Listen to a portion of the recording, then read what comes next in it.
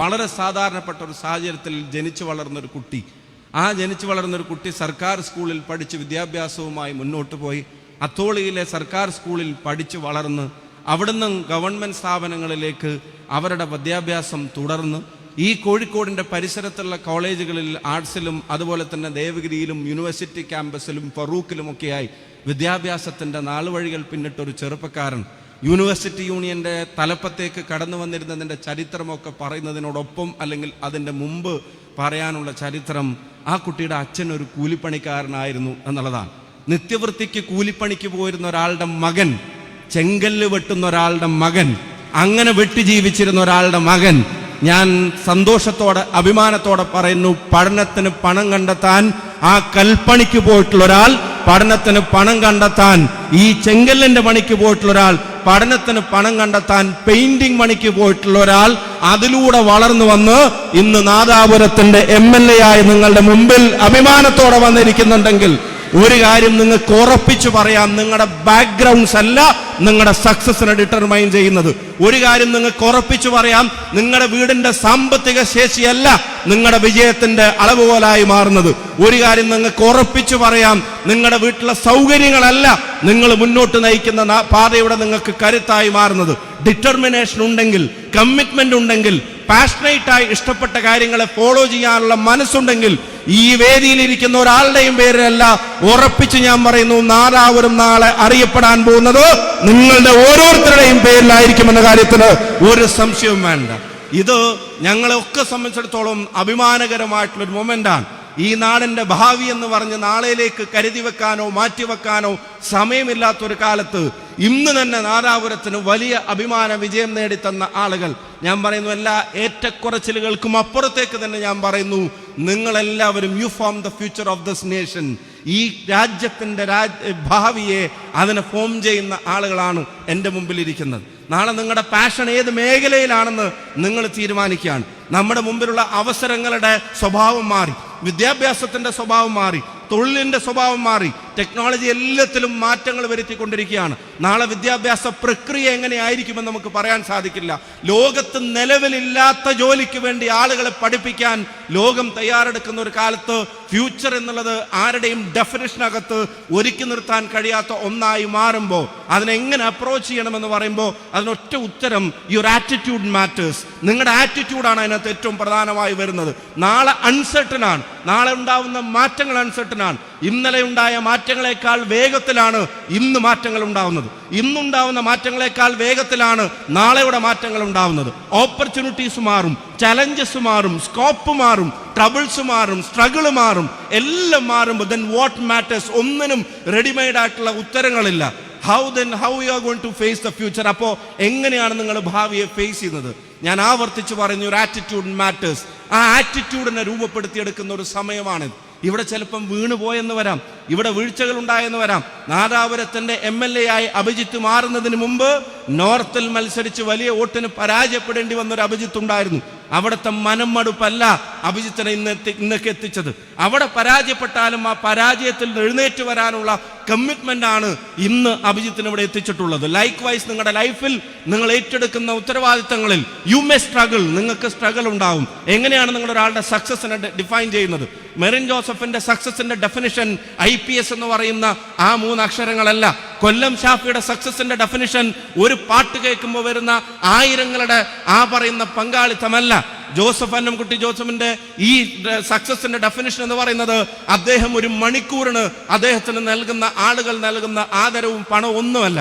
ആ സക്സസിന്റെ എല്ലാം ഡെഫിനിഷൻ എന്ന് ഞാൻ പറയുന്നത് ദ സ്ട്രഗിൾ ബിഹൈൻഡ്. ഒരാളുടെ സക്സസിനെ അളക്കേണ്ടത് ഫെയിമിന്റെ പേരിലല്ല, പദവിയുടെ പേരിലല്ല, കിട്ടുന്ന സൗകര്യങ്ങളുടെ പേരിലല്ല, പണത്തിന്റെ പേരിലല്ല. Always study the struggle behind. അവിടെ എത്താനുള്ള ജേണിയിൽ അവർ സഹിച്ചിട്ടുള്ള പ്രയാസങ്ങളാണ്, ബുദ്ധിമുട്ടുകളാണ് ആ സക്സസിനെ മെഷർ ചെയ്യുന്ന ഏറ്റവും വലിയ ആയുധമെങ്കിൽ എൻ്റെ നാദാപുരത്തിന്റെ യുവതയോട് ഞാൻ പറയുന്നു, ഇവിടെ ആദരിക്കപ്പെടുന്നത് നിങ്ങളുടെ മാർക്കിനെയല്ല, നിങ്ങളുടെ സർട്ടിഫിക്കറ്റിനെയല്ല, നിങ്ങളുടെ A+നെയല്ല. ഇവിടെ ആദരിക്കുന്നത് നിങ്ങളുടെ ജേണിയാണ്, നിങ്ങളുടെ സ്ട്രഗിളിനെയാണ്, നിങ്ങളുടെ സാക്രിഫൈസിനെയാണ്. അപ്പൊ ബി പാഷനേറ്റ്. ആ പാഷൻ നിങ്ങൾ തുടരുക. ഇഷ്ടപ്പെട്ട ഏത് മേഖലയിലാണെങ്കിലും ആ പാഷൻ നിങ്ങൾ തുടരുക. ഒരു 15 വയസ്സുകാരന്റെ തലയിലേക്ക് IPLന്റെ ഓറഞ്ച് ക്യാപ്പ് വെച്ചു കൊടുത്തിട്ട് പാറ്റ് കമ്മിൻസിനെ പോലെ ഒരാൾ ഈ ചെക്കന് സ്കൂളിൽ പോയി പഠിച്ചാൽ പോരായിരുന്നോ എന്ന് പറയുന്ന വൈഭവ് സൂര്യവംശിമാരുടെ കാലത്തിലാണ് നിങ്ങൾ ഈ നാടിന്റെ ഫ്യൂച്ചറായി മാറുന്നത്. അപ്പൊ അത്തരത്തിലുള്ള ഓപ്പർച്യൂണിറ്റീസ് ആണ് നിങ്ങളുടെ മുമ്പിൽ വരുന്നത്. ഏജ് നിങ്ങൾക്കൊരു തടസ്സമായിട്ട് മാറുന്നില്ല. 1-2 കാര്യങ്ങൾ അതിൻ്റെ കൂടെ ആഡ് ചെയ്ത് പിടിക്കുക എന്നുള്ളത് മാത്രമേ ഉള്ളൂ. അത് മാത്രമാണ് നിങ്ങൾ ചെയ്യുന്നത്. ജോസഫിന്റെ ക്ലാസ് നിങ്ങളോട് പറഞ്ഞിട്ടുണ്ടാവുന്നതാണ്. മെഷീൻസ് നിങ്ങൾക്ക് എല്ലാ ഉത്തരങ്ങളും തരുന്ന ഒരു കാലത്ത് who will wipe your tears? ആരാണ് ഈ നാടിന്റെ കണ്ണീരൊപ്പാൻ പോകുന്നത്? ഉത്തരങ്ങൾ മെഷീൻ തരും, പക്ഷെ കണ്ണീരൊപ്പാൻ മെഷീന് കഴിയില്ല. അതിന് മനുഷ്യൻ തന്നെ വേണം. ടെക്നോളജി വളരും, ഹ്യൂമാനിറ്റി കുറഞ്ഞു പോകാൻ പാടില്ല. അതാണ് ഞാനും നിങ്ങളും ഒരുമിച്ചിരിക്കുന്ന ഈ വേദികൾ നമ്മളെ ഓർമ്മപ്പെടുത്തുന്നത്. പാരൻസിന്റെ കാര്യമാണെങ്കിലും ടീച്ചേഴ്സിന്റെ കാര്യമാണെങ്കിലും ഫ്രണ്ട്സിന്റെ കാര്യമാണെങ്കിലും ഭിന്നശേഷിക്കാരായിട്ടുള്ള ആളുകളുടെ കാര്യമാണെങ്കിലും ജീവിതത്തിൽ ചുറ്റുപാടിൽ പ്രയാസങ്ങൾ അനുഭവിക്കുന്നവരുടെ കാര്യമാണെങ്കിലും അതിൽ കൺസേൺഡ് ആയിട്ടുള്ള ഒരു തലമുറ ഇവിടുന്ന് വളർന്നു വരിക. ജാതിയുടെയും മതത്തിന്റെയും പേരിലുള്ള വേർതിരിവുകൾക്ക് നിന്നുകൊടുക്കാത്ത ജെൻസിയുടെ ഏറ്റവും വലിയ പ്രതീകങ്ങളായി മാറുക. ജാതിയുടെ പേരിൽ മതത്തിന്റെ പേരിൽ നാളെ ഈ മൈക്ക് വെച്ച് സംസാരിക്കുന്ന ഞാൻ എന്റെ എന്തെങ്കിലും അജണ്ട കൊണ്ട് നിങ്ങളുടെ മുമ്പിൽ വന്നാലും അരുതെന്ന് ആർജവത്തോടെ പറയുന്നവരായി ഈ തലമുറ മാറുക എന്നുള്ള കാര്യത്തിന് ഒരു സംശയം നമ്മുടെ മുമ്പിൽ ഉണ്ടാവാൻ പാടില്ല. എല്ലാ മതങ്ങളെയും ജാതിയെയും അതെല്ലാവരെയും മനുഷ്യനായി ഉൾക്കൊണ്ടു പോകുന്ന ഒരു ജനറേഷൻ ഇവിടുന്ന് വളർന്നു വരേണ്ടതുണ്ട്. ദ മോസ്റ്റ് ഇമ്പോർട്ടൻറ്റ് തിങ്, അതിൽ നിന്നൊക്കെ തടസ്സമായി ഒരു കാര്യം നമ്മുടെ മുമ്പിൽ വരാൻ ശ്രമിക്കുകയാണ്. അതിനെ തടസ്സപ്പെടുത്താനാണ് IPS-കാരിയായുള്ള ആളുകൾ ഉൾപ്പെടെ ഇന്ന് ഈ വേദിയിൽ വന്നിട്ടുള്ളത്. ഈ ഗവൺമെന്റ് ഓപ്പറേഷൻ തൂഫാൻ എന്ന പേരിൽ നടപ്പിലാക്കുന്ന ഒരു വലിയ ക്യാമ്പയിന്റെ പ്രസക്തി എന്താണെന്നുള്ളത് നമുക്കറിയാം. കഴിഞ്ഞ ദിവസം കണ്ടൊരു വാർത്ത നിങ്ങൾ കണ്ടു. 1.5 വയസ്സുള്ള ഒരു കുട്ടിയെ മർദ്ദിച്ചു കൊല്ലുന്നതിന്റെ വാർത്ത നമ്മൾ കണ്ടു നിൽക്കേണ്ടി വന്നു. ശരീരം പോസ്റ്റ്മോർട്ടം നടത്തിയപ്പോൾ വാരിയെല്ലിന് 7 മുറിവുകൾ വാരിയെല്ലിന് സംഭവിച്ചു എന്നാണ് പറയുന്നത്. 1.5 വയസ്സുള്ള കുട്ടിക്ക് വാരിയെല്ലിന് 7 മുറിവ് സംഭവിക്കുന്ന തരത്തിൽ മർദ്ദിക്കാൻ മനുഷ്യൻ തയ്യാറാവുന്നത് എന്തുകൊണ്ടാണെന്ന് ചിന്തിക്കുമ്പോൾ നമ്മൾ തിരിച്ചറിയാം, മനുഷ്യന്റെ ബുദ്ധിയെ അതിനെ തടസ്സപ്പെടുത്തുന്ന ടെമ്പററി പ്ലഷറുകളിലേക്ക് ആളുകളെ നയിക്കാൻ ലഹരിയുടെ വ്യാപനം കാരണമായി മാറുന്നു. അച്ഛനെയും അമ്മയെയും ഉമ്മയെയും കൊല്ലാൻ മക്കൾക്ക് തോന്നുന്ന തരത്തിൽ ലഹരിയുടെ ഉപയോഗം വ്യാപകമാവണം. ഈ കോഴിക്കോട്ടെ ജില്ലയിൽ തന്നെ സ്വന്തം ഉമ്മയെ കഴുത്തറുത്ത് കൊന്ന ഒരു ചെറുപ്പക്കാരൻ്റെ വാർത്ത നമ്മൾ വായിച്ചു നിൽക്കേണ്ടി വന്നു. എൻ്റെ അമ്മയെ മകൻ കൊല്ലാൻ നോക്കുന്നെന്ന് പറഞ്ഞ് പോലീസ് സ്റ്റേഷനിലേക്ക് വിളിച്ച് കരഞ്ഞ ഒരു മകൻ്റെ വാർത്ത ഈ കോഴിക്കോട് ജില്ലയിൽ തന്നെ നമ്മൾ കണ്ടു നിൽക്കേണ്ടി വന്നു. ഇവിടെ ഈ പരിസര പ്രദേശത്ത് നിന്നൊക്കെ അത്തരം വാർത്തകൾ നമുക്കിടയിലേക്ക് വരികയാണ്. ബോധം നശിച്ചു കിട്ടുന്ന പ്ലഷറുകളാണ് ലൈഫിലെ സന്തോഷമെന്ന് നമ്മളെ പറഞ്ഞു പഠിപ്പിക്കാൻ ശ്രമിക്കുന്നവരുടെ കയ്യിൽ ഈ മൂക്കിൽ വലിക്കുന്ന പൊടിയും കുത്തിവെക്കുന്ന ഈ പറയുന്ന സാധനങ്ങളും കൊണ്ട് വരുന്നവരുടെ മുമ്പിൽ അതല്ല ഞങ്ങളുടെ ലഹരി, ഞങ്ങളുടെ ലൈഫാണ് ഞങ്ങളുടെ ലഹരി. We are addicted to our life. ഞങ്ങൾക്ക് പോസിറ്റീവ് അഡിക്ഷൻ ആണ് എന്ന് ഇന്ന് ഈ സംഗമത്തിലിരിക്കുന്ന ആളുകൾ പറയാൻ തീരുമാനിച്ചാൽ നമുക്ക് ലഹരിയെ തുരുത്താൻ പറ്റും. പ്രിയമുള്ളവരെ, എന്തെല്ലാം അഡിക്ഷൻ നമ്മുടെ ലൈഫിലുണ്ട്. ഏതാനും ദിവസങ്ങൾ കഴിയുമ്പോൾ ലോകത്ത് വീണ്ടും പന്തുരളാൻ പോവുകയാണ്. നിങ്ങൾ ആലോചിച്ച് നോക്കുക, ഒരു ഫുട്ബോൾ വേൾഡ് കപ്പ് കൂടി നമ്മുടെ മുമ്പിലേക്ക് വരികയാണ്.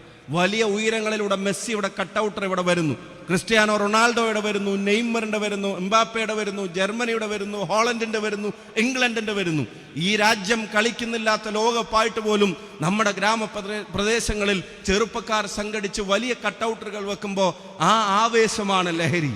ആ മനോഹരമായ ഫുട്ബോളിംഗ് മൊമെന്റ്സ് ആണ് ലഹരി. കൊല്ലം ഷാഫിയുടെ പാട്ടാണ് ലഹരി. മെറിൻ ജോസഫിന്റെ കരിയറാണ്. അനമത് കുട്ടി ജോസഫിന്റെ വാക്കുകളാണ് ലഹരി. പാട്ടാണ്, നൃത്തമാണ്, പഠനമാണ്, രക്ഷിതാക്കളാണ്, മാതാപിതാക്കളാണ്, സുഹൃത്തുക്കളാണ്, സൗഹൃദമാണ്, പുസ്തകമാണ്, വരികളാണ്, വരകളാണ്, അധ്വാനമാണ്, ജയമാണ്, തോൽവിയാണ്. അതാണ് ലഹരി. അതുകൊണ്ട് കിട്ടുന്ന സുഖമൊന്നും ഒരുത്തന്റെയും സിറിഞ്ച് കൊണ്ട് കിട്ടാനില്ല എന്ന് ഈ നാട് ഉറച്ചു പറയുന്ന ഒരു കാലം നമ്മുടെ മുമ്പിൽ വരണം. അതിന്റെ പോരാളികളാണ് എൻ്റെ മുമ്പിൽ ഇരിക്കുന്നത്. ലഹരിയെ നമുക്ക് തടഞ്ഞേ പറ്റൂ. അതിന് പ്രചോദനമാണ് നിങ്ങൾ ഒരുമിച്ചിരിക്കുന്ന ഈ സംഗമം.